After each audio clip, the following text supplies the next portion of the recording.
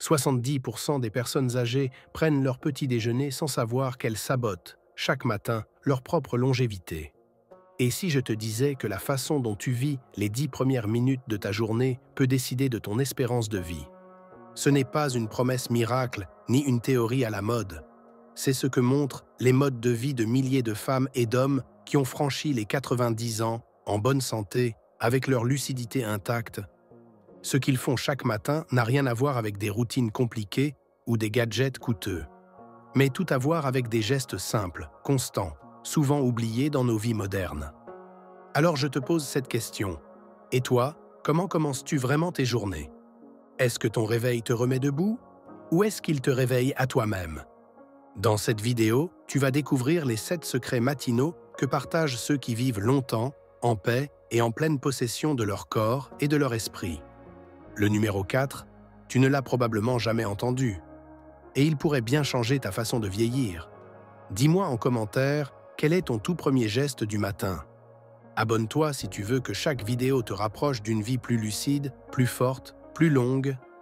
Et reste bien jusqu'à la fin. On va parler d'un secret que personne ne dit aux seniors. Le matin, c'est l'instant où le corps revient à lui-même. Et pourtant, c'est aussi le moment où la majorité des personnes âgées prennent les pires décisions pour leur santé. Le simple fait de se lever trop vite, de boire la mauvaise boisson ou d'ignorer un besoin fondamental du corps peut créer, jour après jour, un terrain silencieux pour l'inflammation chronique, la fatigue ou même la dépression. Ce que peu de gens savent, c'est que le corps humain suit un rythme biologique sacré, appelé rythme circadien. Ce rythme détermine quand ton cœur bat plus fort, quand ton cerveau est le plus clair, et même quand tes cellules se réparent le mieux. Or, après 60 ans, ce rythme devient plus fragile, plus sensible aux erreurs. Et c'est là que commence le problème. Les routines modernes ignorent totalement cette réalité. Le système de santé ne le dit pas, mais le vieillissement commence souvent par de petites trahisons invisibles du matin. Un petit déjeuner trop sucré, un manque de lumière naturelle, un oubli de mouvement ou de respiration consciente. Ce ne sont pas des détails. Ce sont des marqueurs de longévité. Pourquoi ne l'enseigne-t-on pas? Parce qu'il n'y a rien à vendre dans une habitude gratuite, répétée, pleine de conscience. Et pourtant, ce sont ces gestes oubliés que partagent presque tous ceux qui vivent au-delà de 90 ans, avec une clarté que beaucoup leur envient. La première habitude que tu dois bannir si tu veux vivre longtemps, c'est de te lever sans intention. Te réveiller, ce n'est pas seulement ouvrir les yeux, c'est rentrer à nouveau dans ta vie. Ceux qui vivent longtemps ne bondissent pas hors du lit comme un automate. Ils prennent un instant, ils respirent, ils remercient. Ce rituel mental calme le système nerveux, relance la clarté mentale et réduit immédiatement le cortisol, cette hormone du stress qui, accumulée dès le réveil, accélère le vieillissement. Un esprit apaisé au lever donne un cœur plus lent, une digestion plus fluide, un cerveau plus clair. Prendre 30 secondes de silence et de gratitude au réveil, c'est poser une fondation invisible, mais vitale. La deuxième habitude partagée par les nonagénaires, s'exposer à la lumière du jour dès que possible. La lumière naturelle est un médicament gratuit. Ce n'est pas une image. Elle régule ton rythme circadien, relance la production de sérotonine et prépare la mélatonine du soir, ta meilleure alliée contre les insomnies. Les personnes de plus de 90 ans que les chercheurs observent au Japon, en Grèce ou au Costa Rica ont un point commun. Elles sortent au soleil dans l'heure qui suit leur réveil. Pas pour courir, pour marcher, respirer, regarder le ciel. C'est un geste simple, mais biologique. La rétine capte la lumière du jour, envoie un signal à ton cerveau et tout ton système hormonal se rééquilibre.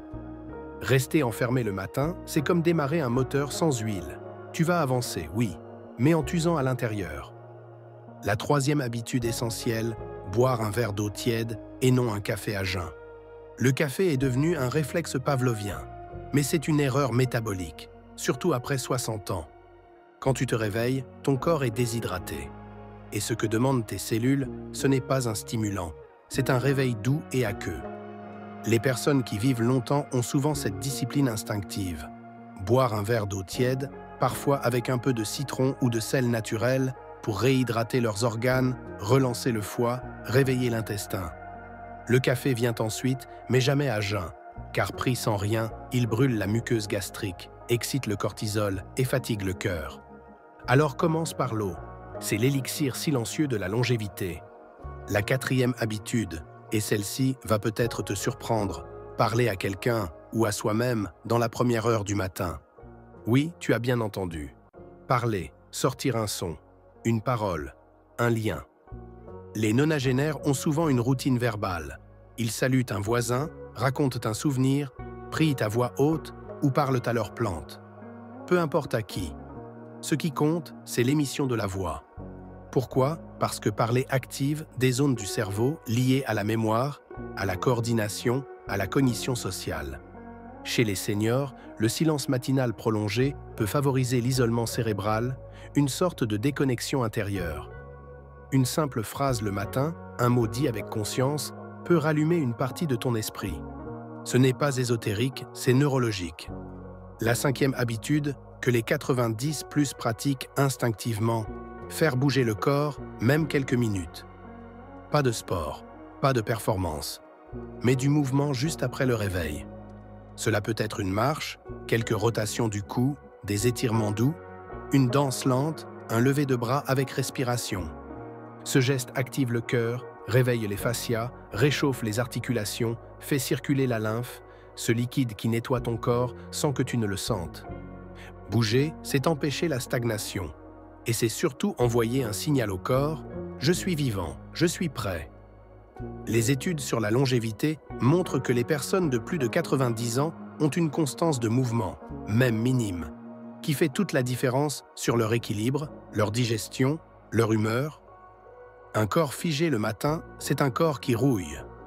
La sixième habitude, invisible aux yeux du monde, garder une micro-ritualité spirituelle ou symbolique. Ce n'est pas une question de religion. C'est une question de lien intérieur. Les nonagénaires lucides, ceux qui avancent dans l'âge avec une lumière dans le regard, ont souvent ce point commun. Ils commencent la journée avec un petit geste de reliance. Cela peut être une prière, une respiration consciente, un chant intérieur, une phrase qu'ils répètent. Pourquoi c'est si puissant? Parce que cela active le nerf vague, ce long nerf qui connecte le cerveau, le cœur et l'intestin. Il ralentit le rythme cardiaque, renforce l'immunité, apaise les inflammations. Et surtout, cela redonne un sens à l'existence, même dans le silence ou la solitude. Le matin devient alors un acte sacré, pas un réflexe. Et ce changement de regard prolonge la vie plus sûrement que n'importe quel complément alimentaire. La septième habitude est presque un tabou dans notre culture. Garder le ventre vide au réveil. Oui, tu as bien entendu, ne pas manger tout de suite. Le mythe du petit déjeuner roi est une invention marketing. Il ne repose sur aucune obligation biologique universelle. Les centenaires d'Okinawa, les bergers de Sardaigne, les anciens du Costa Rica, tous retardent leur premier repas. Ils laissent leur corps finir son nettoyage nocturne avant de le charger.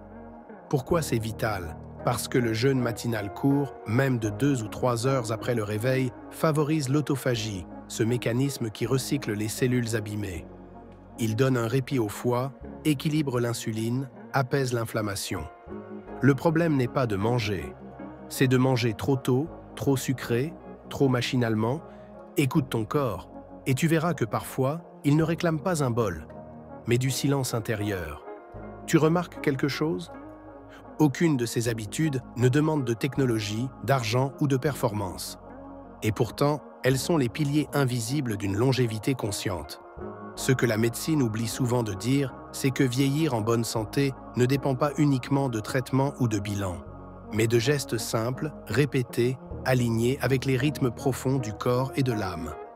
Alors, si tu veux bien vieillir, n'ajoute rien à ta vie. Commence par enlever ce qui la dérègle. Le premier geste que tu peux adopter, c'est de t'accorder 1 minute de silence au réveil. Ne saute pas dans la journée comme on saute dans un train en marche. Reste dans ton lit, mets une main sur ton cœur, une autre sur ton ventre. Respire. Et demande-toi, comment je me sens aujourd'hui? Ce geste paraît petit, mais il donne un signal immense à ton corps. Tu es là, conscient, en vie, présent. Ce silence de 60 secondes devient, à terme, ton ancrage vital contre le stress, la confusion ou la peur du vieillissement. Le deuxième geste que tu peux adopter, c'est de sortir ta tête, ton visage ou ton corps à la lumière naturelle, même en hiver, même par temps gris. La lumière du jour, même faible, régule ton sommeil, ton humeur, ton énergie. Tu n'as pas besoin de marcher loin. Tu peux simplement ouvrir la fenêtre, fermer les yeux et laisser la lumière toucher ta peau. Ton cerveau a besoin de ce signal pour comprendre que la vie continue et que tu es encore acteur de ta journée. Le troisième geste que tu peux adopter, c'est de boire un verre d'eau avant toute autre chose. Pas froide, pas glacée, pas sucrée. Une eau tiède, nature, éventuellement citronnée. C'est le seul geste qui parle à toutes tes cellules en même temps. Tes reins te remercieront, ton foie aussi, et ton intestin en fera son allié. Ajoute à cela un brin de conscience. Cette eau nettoie ce que la nuit a relâché. Tu n'es pas juste en train de boire. Tu es en train de réinitialiser ton système vivant. Le quatrième geste que tu peux adopter, c'est de faire vibrer ta voix. Dis bonjour à quelqu'un. Lis un passage à haute voix, prie miesto, ou simplement parle à ton corps. Merci de t'être réveillé avec moi aujourd'hui. Ta voix te rappelle que tu es là, que tu as encore quelque chose à dire au monde.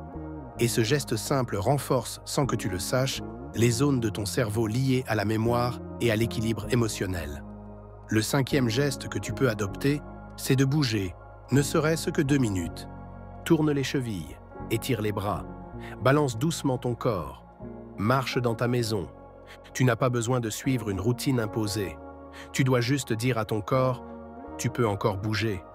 Je te donne la permission. » Et chaque jour où tu le fais, tu ralentis la dégénérescence musculaire, tu favorises ta circulation, tu éveilles ton cerveau. Le sixième geste que tu peux adopter, c'est d'avoir un rituel symbolique. Allume une bougie, lis un verset, écris une ligne dans un carnet, ou simplement dis « Aujourd'hui, je suis en paix ». Ce n'est pas ce que tu fais qui compte, c'est l'intention invisible que tu y mets.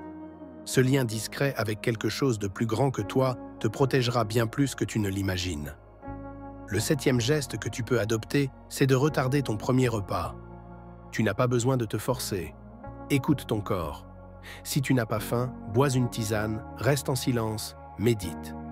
Ce mini-jeûne du matin permet à ton corps de finir son travail de nettoyage, d'améliorer ton métabolisme, de libérer des hormones protectrices.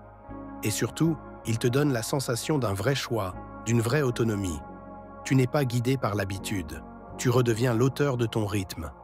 Si tu prends des médicaments, si tu souffres de troubles du métabolisme ou d'insuffisance, parlant à ton médecin avant d'implémenter le jeûne ou des changements nutritionnels.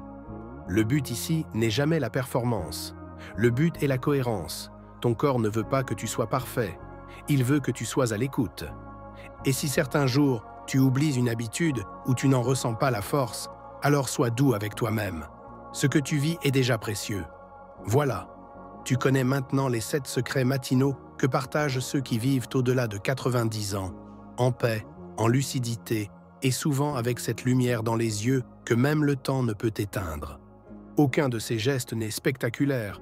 Aucun ne demande d'être riche, sportif ou parfait. Et pourtant, ce sont ces habitudes simples, discrètes, profondément humaines, qui tissent, jour après jour, les fondations d'une longue vie, non pas juste longue en années, mais pleine en conscience. Tu te demandes peut-être par où commencer. La réponse est simple, par un seul geste. Un seul. Ce n'est pas la quantité de choses que tu changes qui transforme une vie. C'est la régularité avec laquelle tu honores ce que tu choisis de préserver en toi. Respire. Écoute ton rythme, crée ton matin, car chaque jour qui s'ouvre est un territoire que tu peux habiter différemment, même si tu as 80 ans, même si tu es seul, même si tu doutes encore. Et toi, à ton âge, quelle est la seule chose que tu refuses de sacrifier? Ton calme intérieur, ton énergie, ton liberté de penser? Réponds-moi en commentaire. J'ai envie de lire ce que tu veux garder vivant en toi. Si cette vidéo t'a parlé, alors abonne-toi. Car ici, chaque mot, chaque conseil est là pour honorer ta vie, pas pour t'en vendre une nouvelle. Laisse un like si tu veux que YouTube continue à te montrer du contenu comme celui-ci. Et surtout, partage cette vidéo à une personne que tu aimes et que tu veux voir vivre encore longtemps en pleine présence. Tes matins ne t'appartiennent pas seulement. Ils sont l'héritage que tu offres à ton corps, à ton esprit et à ceux qui t'aiment.